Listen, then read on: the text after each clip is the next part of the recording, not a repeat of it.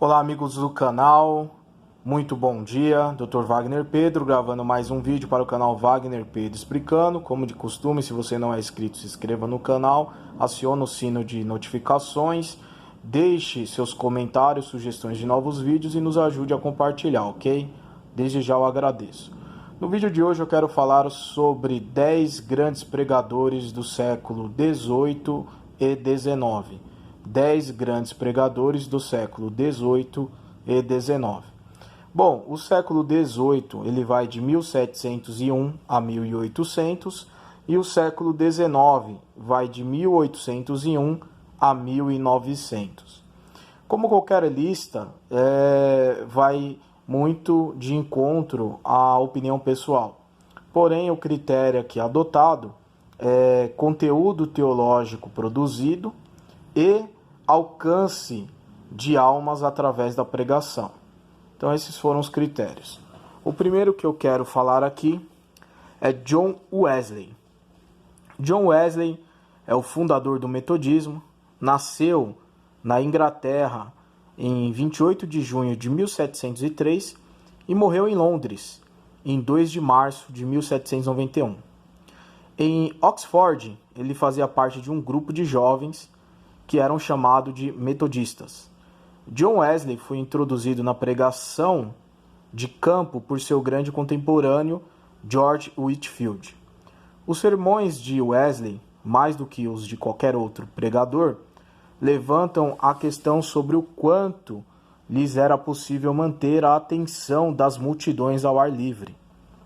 Então ele foi um grande pregador ao ar livre. Inclusive tem uma frase dele que diz que o mundo é minha paróquia. Ele foi muito usado por Deus para o reavivamento do cristianismo na Grã-Bretanha. E eu recomendo você procurar um sermão dele chamado O Grande Julgamento. O segundo pregador aqui do século XVIII que eu quero destacar é Jonathan Edwards. O mais famoso dos teólogos e filósofos americanos, nasceu em Connecticut em 5 de outubro de 1703 e morreu em Princeton, Nova Jersey, em 1758. Seu pai era ministro e formado pela Universidade de Harvard, e sua mãe, mulher de mentalidade e devoção extraordinárias a Deus. Quando criança, Edwards deu indicação certa de suas realizações futuras. Com a idade apenas de 10 anos, ele escreveu um ensaio sobre a imaterialidade da alma e aos 12 anos de idade escreveu o que ficou conhecido como Tratado sobre Aranhas Voadoras. Pela época de sua formatura na Universidade de Yale, em 1720, ele já tinha emergido profundamente na filosofia. Depois de breve serviço numa igreja presbiteriana em Nova York, e alguns anos como professor particular na Universidade de Yale, ele se tornou ministro da Igreja Congregacional de North Temple, Massachusetts. Ali casou-se com Sarah, uma tataraneta de um outro célebre pregador chamado Thomas Rocker. Desde o início de seu ministério, Edwards enfatizou uma alta visão da soberania de Deus na salvação do homem. Com a sua pregação iniciou excepcional avivamento em Northampton, espalhando pelas colônias e ficando conhecido como Grande Avivamento.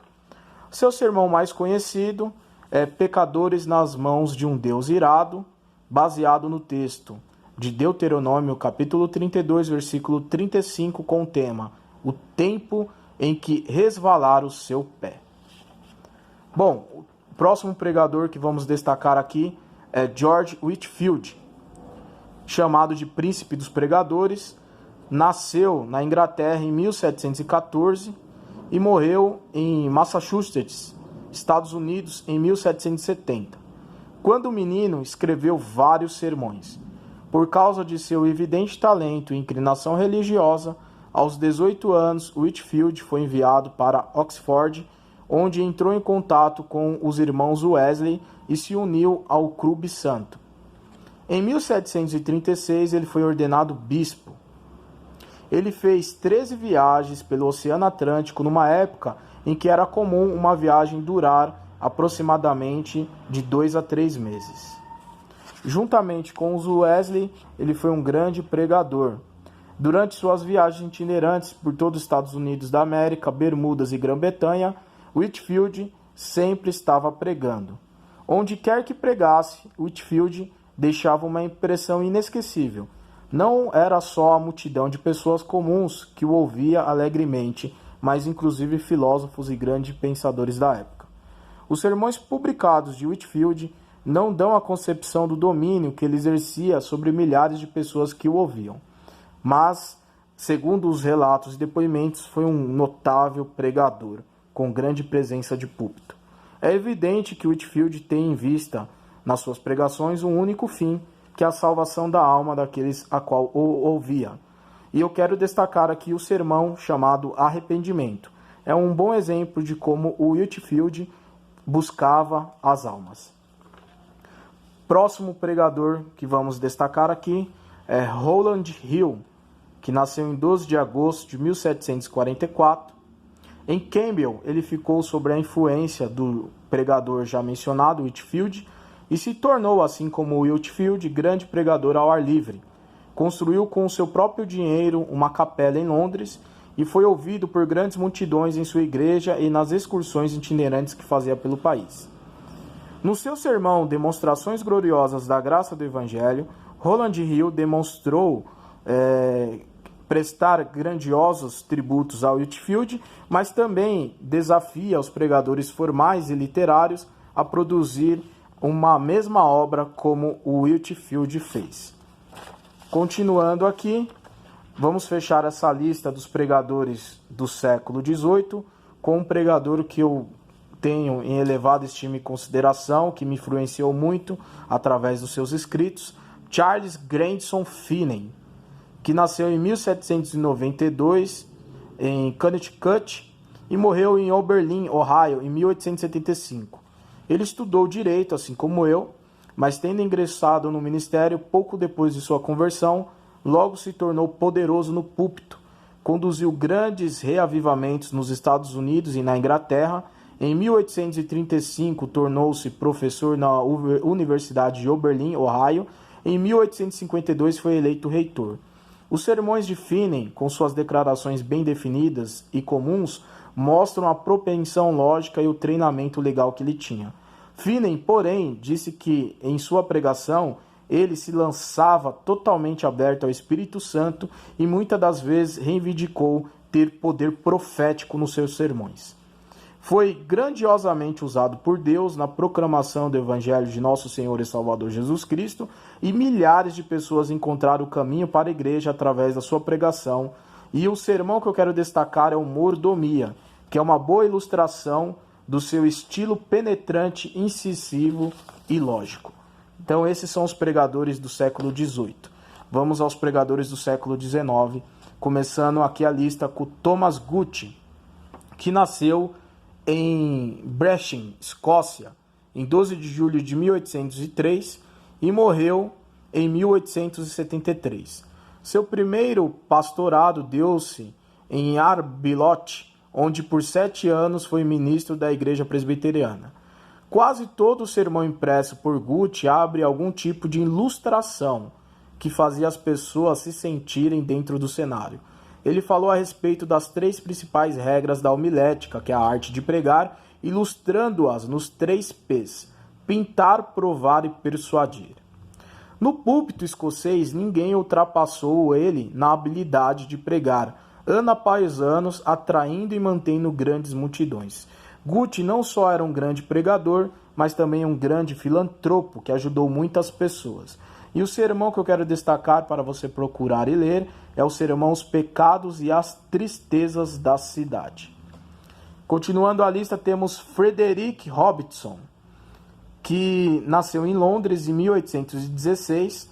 Seu pai era um oficial do exército britânico, razão pela qual ele também ambicionava a carreira militar, mas aprove a Deus que Robertson se tornou um pregador, também conhecido como pregador dos pregadores. Seus sermões impressionavam a maioria, né? E seus sermões impressos, na maioria das vezes, era pouco mais do que esboços, mas não obstante a isso, era suficiente para mostrar a mente investigativa e o espírito refinado deste grande pregador. Muitos dos seus sermões mais extraordinários são biográficos acerca de personagens da Bíblia, e o mais notáveis são os sermões que ele fez sobre o caráter de Balaão, a qual quero destacar um que se chama Egoísmo, como mostrado no caráter de Balaão. Próximo da lista aqui é Henry Parry Lyndon, que nasceu em Hampshire, Inglaterra, em 1829 e morreu em Londres em 1890. Em 1870 ele fez as conferências sobre a divindade de Cristo, e estas conferências lhe renderam a fama de grande pregador e teólogo. Sua pregação atraía grandes multidões, que se tornou necessário mudar, inclusive, o local do culto da tarde a qual ele ministrava. Ele pregava contra o ceticismo, que era crescente na época. Lyndon tomou posição inflexível pela integralidade da Escritura e pela verdade das doutrinas do cristianismo. Quando pregava sobre a ressurreição, por exemplo, ele deixava claro a doutrina cristã do futuro e a doutrina da ressurreição do corpo, e não uma mera continuação da existência da alma. Quando se referia à segunda vinda de Cristo, por exemplo, ele pregava uma vinda real e pessoal, da qual ele testificava. Ele se alongava muito em assuntos com sermões que lidavam com a vida após a morte. E eu quero destacar aqui o sermão chamado Os Primeiros 5 Minutos Depois da Morte. Embora não seja tão doutrinário e teológico quanto a maioria dos sermões que ele pregou, este aqui é interessante e impressionante sobre este tema.